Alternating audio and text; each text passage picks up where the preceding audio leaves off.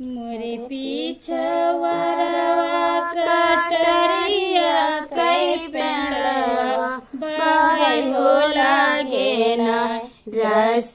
मधुरी बयरिया बहाई हो लागे ना रस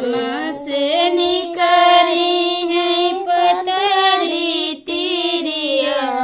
खिले वही लागी ना रस मधुरी बयरिया खिले वही लागी ना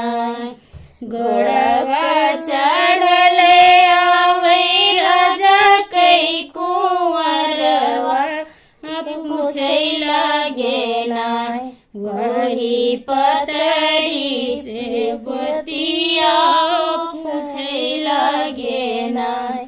कहिया भइले गुअरी तुहारा बियाहवा कि कहाँ बटे ना गोरिया कहाँ तोर सजनवा कहाँ बटे ना बरह बरी से मोरा भइल बियाहवा कि होते दीना नाय मोरा पिया परदेसवा कि होते दीना नाय यतना सुनते रहै राजा कई कुंवरवा कि हरिलै गाना वही पतरी तिरियवा कहरिलै गाना यतना दीना में लौटे उन कैसा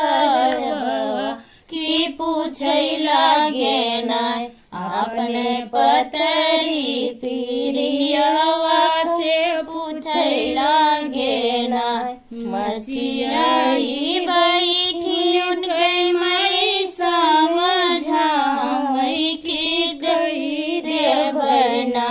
बेटा दूसरा बियाहवा की कही देवना केतना करबो दूसरा बियाहवा की नहीं बिसरना उनके मांगे कैसे दूरावा नहीं हो बिसरना बगले बैठे उनके भाभी समझावई की कही देवना देवर दूसरा बियाहवा की कहना देवना जितना तू करबो भाभी दूसरा बियाहवा की नहीं भूलना उनके पतली कमरिया की नहीं भूलना उनके हिरनी सी चलिया की नहीं भूलना उनके प्यारी मुस